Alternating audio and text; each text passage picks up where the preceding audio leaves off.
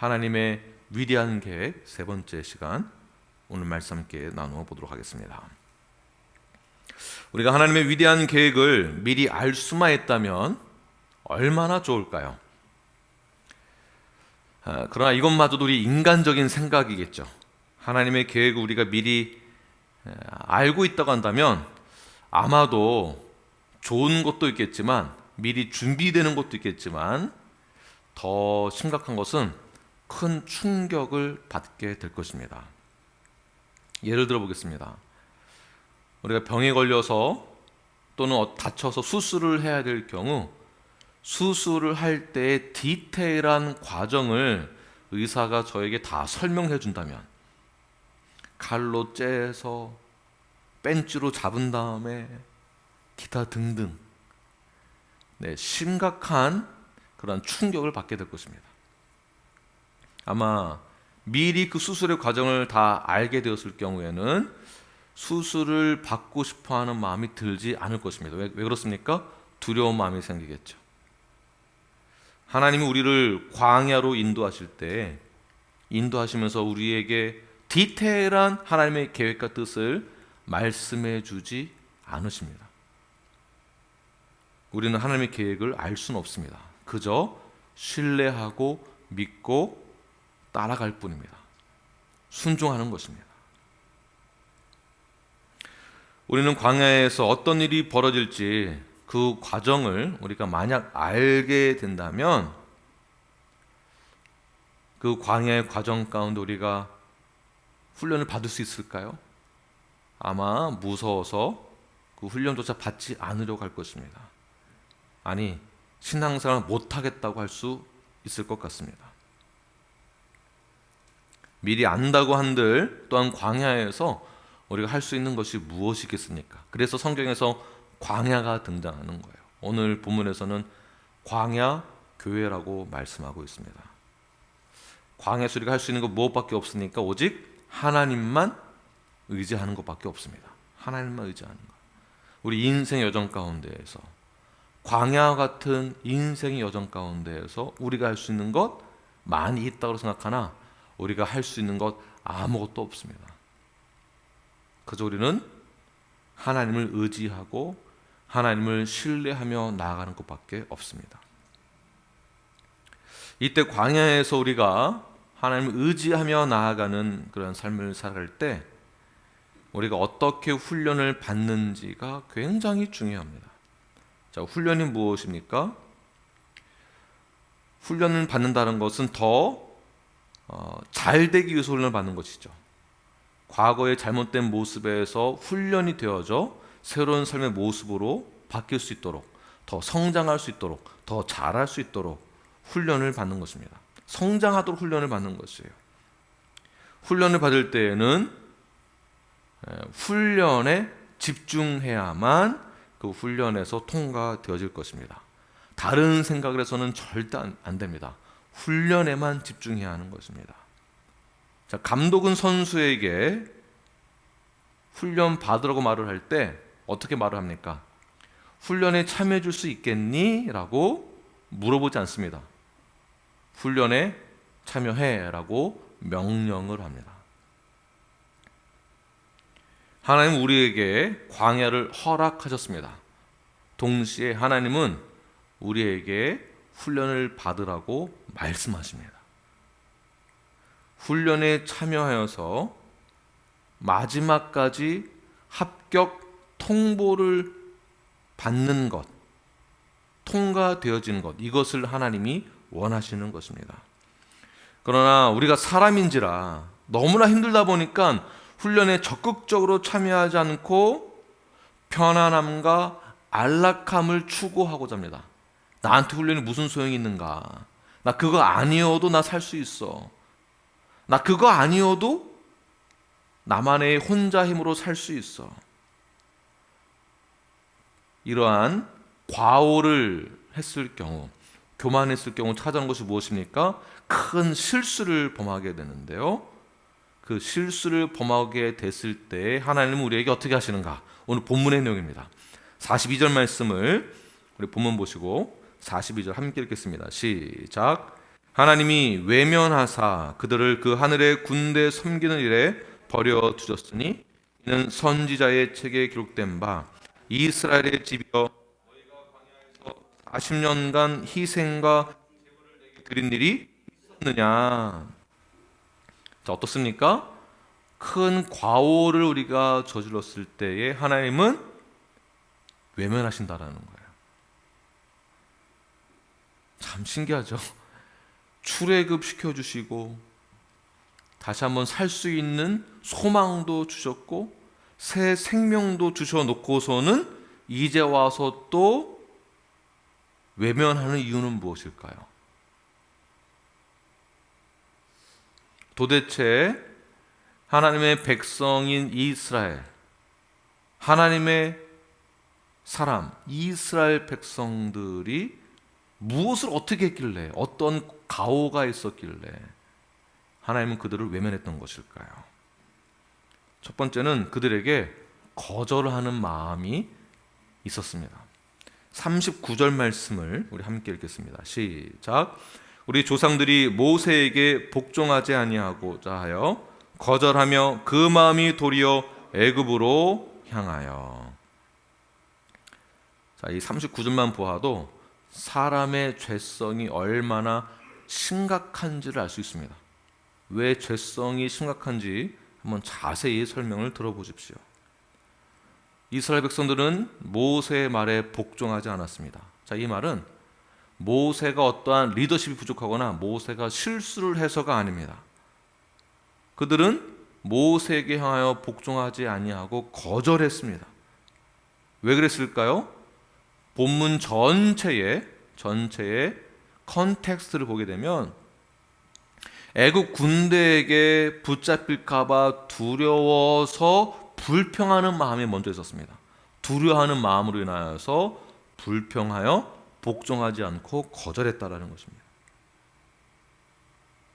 보시면 홍해를 건너기 전에도 불만이 많았고요.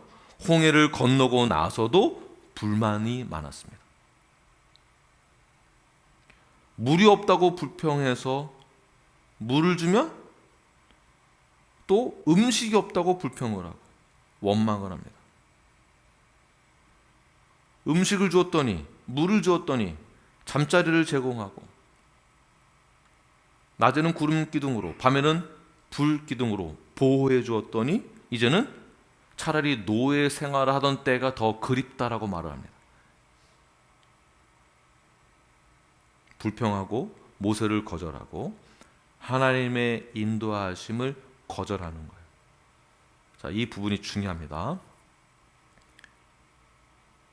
잠언에서 말하고 있는 것은 미련하다라고 말을 하고 있는데요. 미련한 자가 어떤 자이냐면 하나님의 말씀을 거절하는 자를 미련하다라고 보는 것입니다.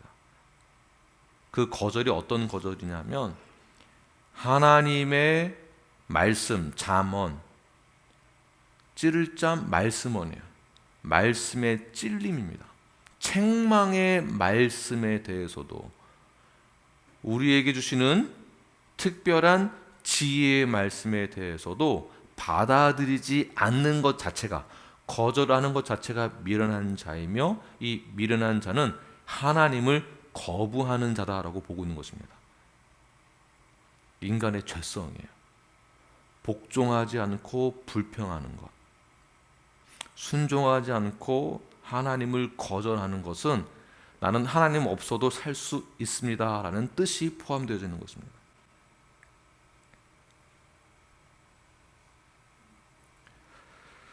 사랑하는 뉴라이프 여러분, 우리가 광야에서 할 수 있는 것 아무것도 없습니다. 광야 교회라고 말을 하고 있는데요, 우리가 할 수 있다라고 생각을 하나 광야 교회에서는요 우리가 할 수 있는 것 아무것도 없습니다. 그저 우리는 모두가 같은 마음과 같은 뜻을 가지고 오직 여호와 하나님만을 의지하는 것입니다. 하나님의 뜻에 따르는 것입니다. 그것을 훈련시키기 위하여서 하나님은 그들을 내버려 둔 것입니다. 외면하시는 거예요.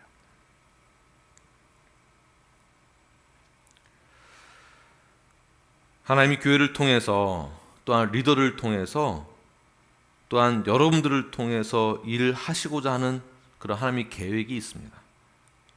그런 계획 가운데 우리 교회 안에 불만, 불평, 원망, 부정적인 마음과 생각, 거절의 마음을 갖지 마시기를 바랍니다. 사람이 그렇습니다. 이상하게도 부정적인 것에 관심이 많아요. 소문에 관심이 많습니다. 부정적인 소문을 내는 것을 즐겨합니다. 여기에 더 열심히 있어요. 불평하고 원망하는 것에 관심이 많습니다. 재밌는 게 무엇이냐면 불만, 불평, 원망의 소리를 내는 사람들의 논리가 있습니다. 그 논리는요, 굉장히 설득력이 있습니다. 아주 열정적이에요. 그런 부정적인 말을 설득력 있게 하는 은사를 가지신 분들은 사탄의 유혹에 쉽게 넘어가게 됩니다. 사탄은 이러한 부정적이고 거절하는 마음을 품은 자들을 언제든지 쉽게 이용을 해서 광야 교회의 성도들을 찢어놓기 시작합니다. 이러한 말들과 생각, 거절의 마음, 불평의 마음에서부터 벗어나서 오직 하나님만을 신뢰하고 나아가시는 저와 여러분이 되길 간절히 축원합니다. 두 번째는 사랑하는 백성들을 출애굽까지 시켜놓고서는 왜 하나님은 외면하시는가? 그들이 어떻게 했길래? 두 번째는 옛사람을 향한 마음이 그들에게 아주 강하게 있었습니다. 39절 본문입니다. 후반절을 다시 한번 보게 되면 그 마음이 도리어 어떻게 해요? 애굽으로 향하여. 그들의 마음이 애굽으로 향했다라는 것 무엇입니까? 노예 생활하던 그때로 돌아가고 싶다고 하는 뜻입니다. 옛사람에 대해서 사실 좋을 것이 하나도 없습니다. 이런 말이 있습니다. 내가 노인이 되었다라는 증거가 무엇이냐면 나의 인생을 옛것에 비추어서 현실을 보는 거예요. 나 때는 이랬는데 그때가 좋았었지. 그때 내가 이랬었는데. 그리고 현실을 비판하거나 현실에 만족하지 못하는 것이죠. 이들이 그랬습니다. 옛사람, 바로 죄인된 삶을 뜻하는 것입니다.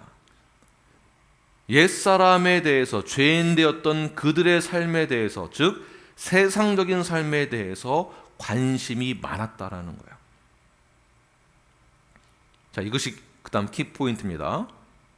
자, 옛사람에 대한 관심, 세상을 향한 마음이 더 많다라는 것은 오늘날 현재, 지금 하나님의 은혜를 망각하고 있다라고 보는 것입니다. 만약 이 말씀이 오늘 나에게 찔림으로 다가온다면 내가 하나님의 은혜에 대해서 망각하고 세상을 향한 마음이 더 강하게 일어나고 있다면 오늘 이 시간 회개하시고 다시 한번 주 앞에 돌아오시는 저와 여러분이 되길 바랍니다. 이스라엘 백성들이 옛사람, 옛 노예 근성을 가지고 있었던 그들의 삶이 어떠했습니까? 말 그대로 노예의 인생을 살았습니다. 좋을 것이 하나도 없는 삶입니다. 자신의 권리도 없었고 자유도 없었습니다. 그런데 지금 당장 이 현실에 불만족스러우니까 하나님이 보낸 리더에 대해서, 모세에 대해서 원망하기 시작합니다. 교회를 원망합니다. 이웃을 탓합니다. 관계를 탓합니다. 모든 것을 다 원망하기 시작하는 거예요. 누구 때문에 그렇다.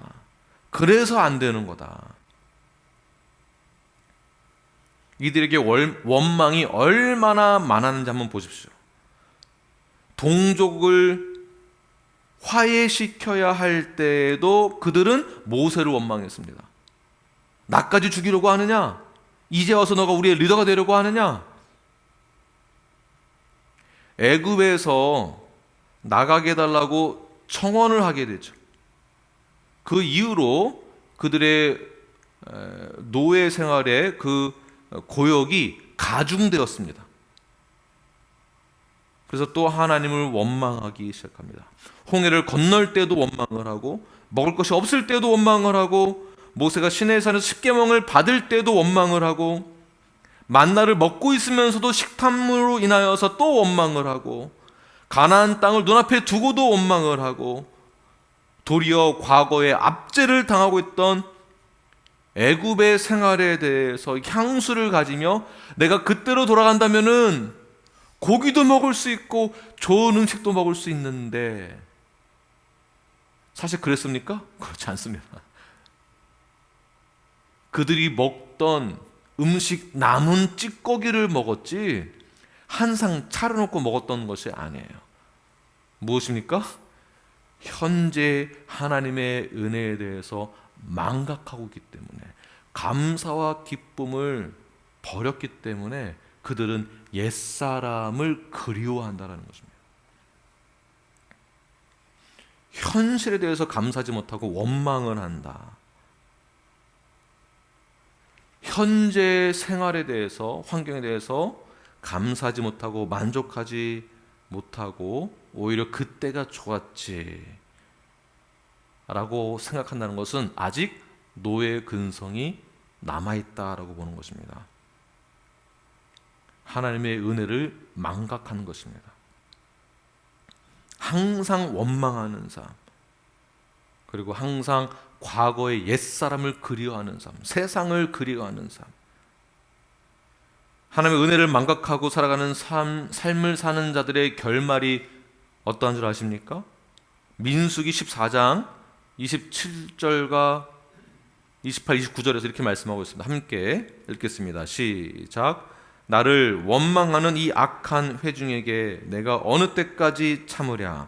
이스라엘 자손이 나를 향하여 원망하는 바 그 원망하는 말을 내가 들었노라.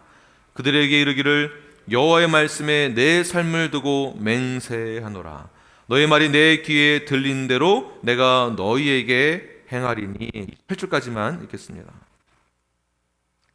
하나님은 우리가 하는 원망의 말을 다 듣고 계십니다. 그리고 옛사람의 인생을 그리워하는 자, 하나님이 하시는 일에 대해서 원망하는 자, 하나님의 뜻과 계획에 대해서 원망하는 자, 이러한 자들은 불신앙을 가진 자들입니다. 하나님의 은혜를 망각한 자들에 대해서 너희 말이 내 귀에 들린 대로 내가 너에게 그대로 행할 것이다 라고 말씀하셨던 것처럼, 결국 이스라엘 백성들은 그 원망하던 그대로, 옛사람을 그리워하던 그대로 약속의 땅에 들어가지 못하고 40년간 광야에서 훈련을 받게 됩니다. 우리가 예수를 믿는다고 하면서, 성도라고 말하면서 옛사람을 그리워하거나 세상의 마음을 향하여서 하나님을 향한 그 마음을 뺏긴 상태로 하나님의 은혜를 망각한 그런 삶을 살고 있지는 않은지 한번 여러분들을 돌아보시길 바랍니다. 우리는 하나님의 은혜를 망각하지 않고 오히려 하나님을 신뢰하며 하나님이 주신 그 비전을 가지고 주 앞에 나아가야 합니다. 약속의 땅을 기대하고 사모하는 그 마음을 가지고 나아가야 합니다. 왜 그렇습니까? 우리는 이미 새 사람이 되었고 우리는 하나님의 사람이 되었기 때문에 하나님이 원하시는 그 삶을 우리는 살 수 있게 된 것입니다. 요한복음 15장 7절 말씀 함께 읽겠습니다. 시작. 너희가 내 안에 거하고 내 말이 너희 안에 거하면 무엇이든지 원하는 대로 구하라. 그리하면 이루리라. 아멘. 우리는 이미 새 사람이 되었고 너희가 내 안에 거하고 내 말이 너희 안에 거하면 예수 그리스도 우리가 한 몸이 되었다는 것이죠. 그렇다면 우리가 원하는 것은 세상 것이 아니라 하나님의 약속의 말씀이 이루어지는 것에 대해서 구하는 것이 정상적이고 그것은 반드시 이루어진다라는 것입니다. 반드시 이루어진다. 그 약속은 반드시 성취된다. 그러면 우리는 더 이상 의심하지 않고 하나님의 말씀을 받아들이고 인정하면서 불신앙의 말이나 원망의 말, 옛사람의 말을 하는 것이 아니라 새 사람으로서의 말, 하나님을 신뢰하는 말, 약속의 말, 영적인 말, 하늘의 언어로 우리는 하나님을 더욱더 의지하며 나아가야 하는 것입니다. 적용해 보십시오.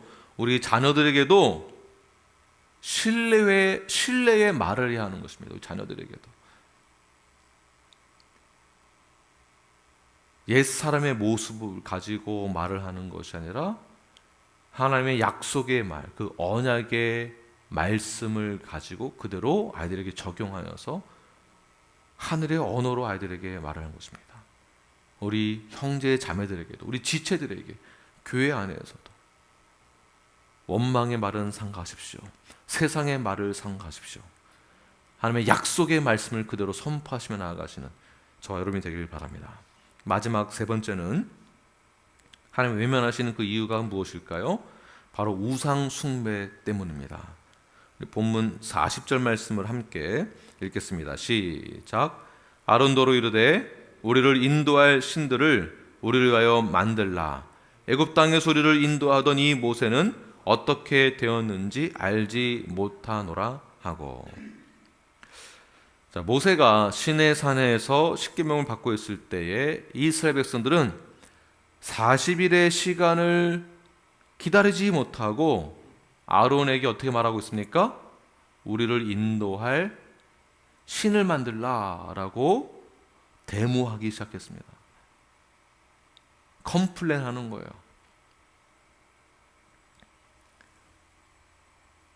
지금까지 어떻게 왔는지를 다 잊은 거죠. 어떤 은혜가 있었고 어떤 역사가 있었는지 다 잊은 거예요. 감사도 없고 인내도 없고 오직 지금 당장 나를 위해 새로운 신을 만들라.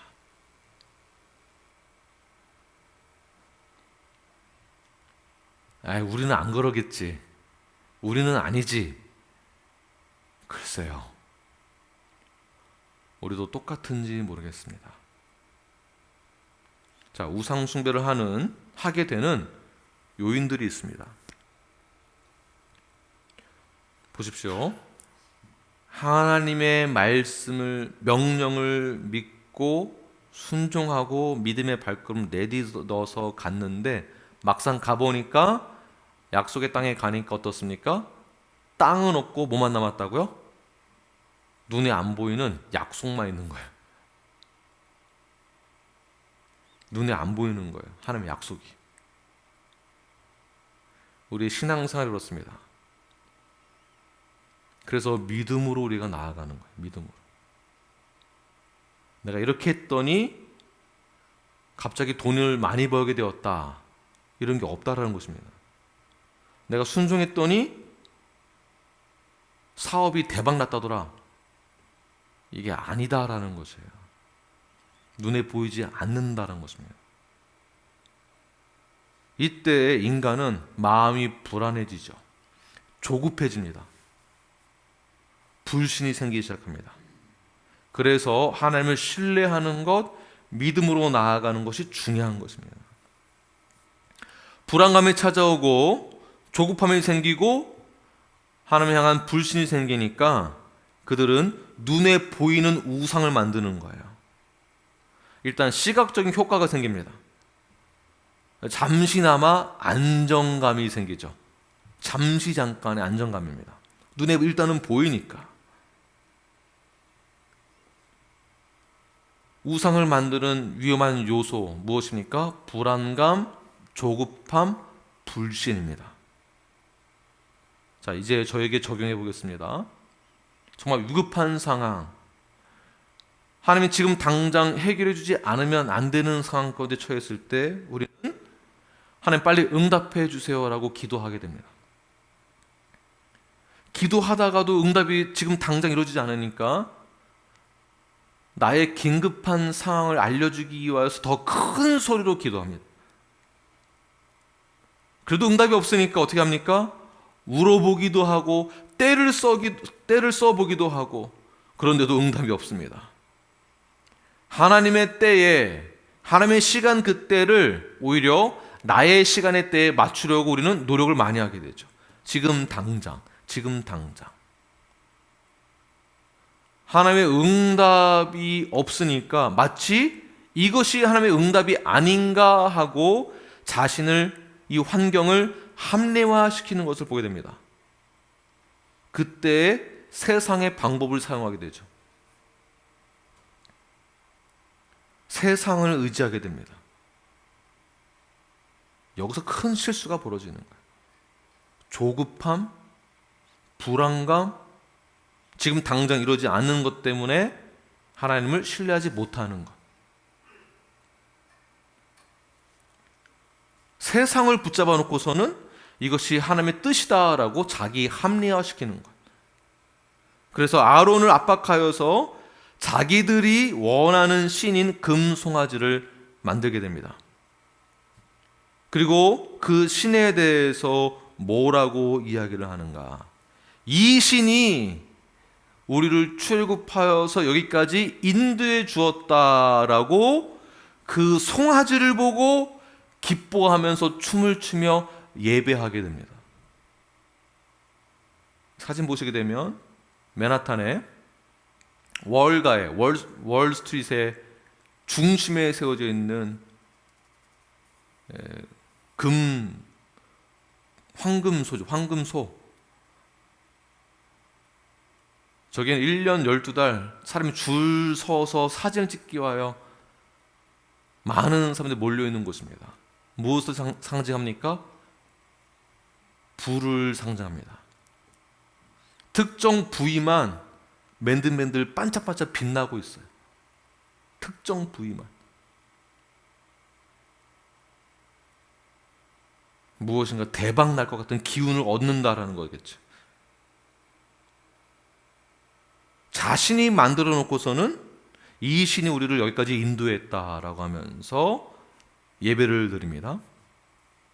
가장 거룩하게 하나님의 말씀을 받고 있는 40일 동안의 시간을 기다리지 못하고 자신의 시간대에 맞는, 자신이 만든 신 앞에 그 우상 앞에 절을 하게 됩니다.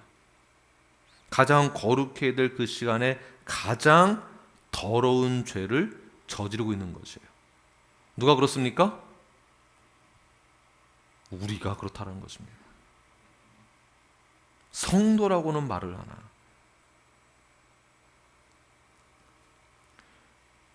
자, 이들이 갑자기 왜 금송아지를 만들었을까요? 노예 생활을 하면서 그들이 보고 배운 것, 세상을 보고 배운 것 그대로 따라한 거예요. 답습이 되었습니다. 애굽에서도 자신들이 신을 만들죠. 우상을 만듭니다.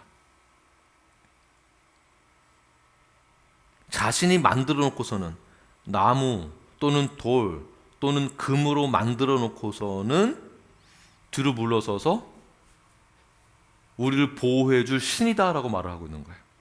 내가 만들어 놓고서는. 그리고 그 신 앞에 나를 지켜달라고 말을 합니다. 그 신 앞에 나에게 복을 달라고 예배를 드립니다. 잘 생각해 보십시오. 우리 아이들이 장난감으로 뭔가를 창의적으로 만들었습니다. 로봇을 만들어 놓고서는 신이시여, 이 신이 나를 여기까지 인도하셨군요. 내가 당신을 경배합니다. 찬양합니다. 똑같은 것입니다. 내가 만든 신, 인간이 만든 그 신, 우상, 그 우상이 힘이 있으면 얼마나 있겠습니까? 시편 115편 4절부터 9절까지 우리 함께 읽겠습니다. 시작. 그들의 우상들은 은과 금이요 사람이 손으로 만든 것이라. 입이 있어도 말하지 못하며 눈이 있어도 보지 못하며 귀가 있어도 듣지 못하며 코가 있어도 냄새 맡지 못하며 손이 있어도 만지지 못하며 발이 있어도 걷지 못하며 목구멍이 있어도 작은 소리조차 내지 못하느니라. 우상들을 만드는 자들과 그것을 의지하는 자들이 다 그와 같으리로다. 이스라엘아, 여호와를 의지하라. 그는 너희의 도움이시요 너희의 방패시로다. 아멘. 참되신 영원한 왕의 왕이 되시며 전지전능하시며 영원하시며 무소부재하시며 완전하신 하나님이 우리의 아버지가 되십니다. 아버지 되시는 그 하나님은 우리의 기도를 들으시고 우리에게 말씀해 주십니다. 성령님이 그것을 우리에게 확신시켜 주십니다.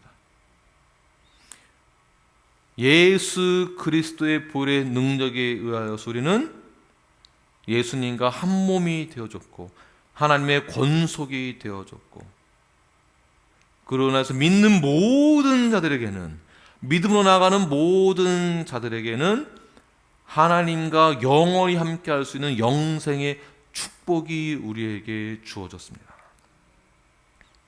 그분은 우리의 음성을 들으십니다.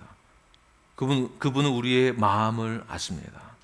그분은 우리의 어려움을 다 알고 계십니다. 그분은 우리의 눈물 또한 보시고 아시고 감정도 아시고, 그러고 나서 하나님 우리에게 말씀해 주시죠. 성경을 통하여서 우리에게 위로해 주십니다. 그리고 약속의 말씀을 붙들게 하십니다. 그러나 우상을 섬기는 자들은 세상을 가까이 하여 세상으로 나아가게 됩니다. 세상에 힘이 있는 줄 알고 착각을 하게 됩니다.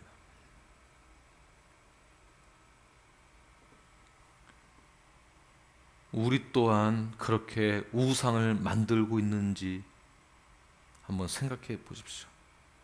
그렇게 우상을 만들어 놓고서는 그 우상 보고 하나님이다라고 말하는 것과 똑같은 것입니다. 이스라엘 백성들이 금송아지를 만들어 놓고 예배 드리는 것은 하나님과 아무런 상관이 없는 것입니다. 여러분들이 만들어 놓은 또 다른 어떠한 우상이 있다고 한다면 그 우상을 의지하고 신뢰하고 우상을 따른다는 것은 하나님과 아무런 상관이 없는 예배입니다. 이스라엘 백성들이 그 금송아지 앞에 열광을 하고 예배드리고 불안함과 조급함으로 만들어진 그 우상 앞에 그 신은 무소부재한 것이 아니라 전지전능하신 것이 아니라 그냥 금덩어리에 불과합니다.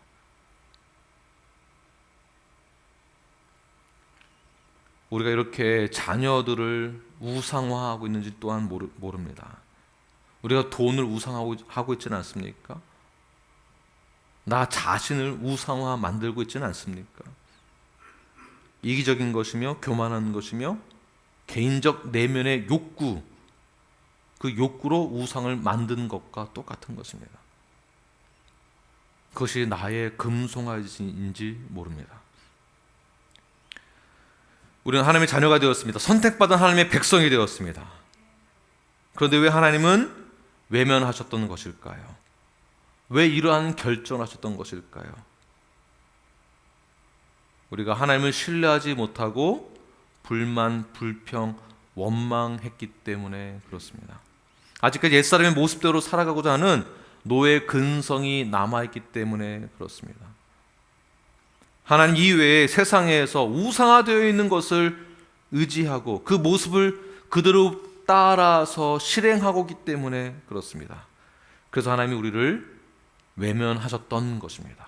자, 그래서 외면했다라는 이 뜻은 무엇이냐면 그대로 내버려 두었다라는 것이에요. 어디에?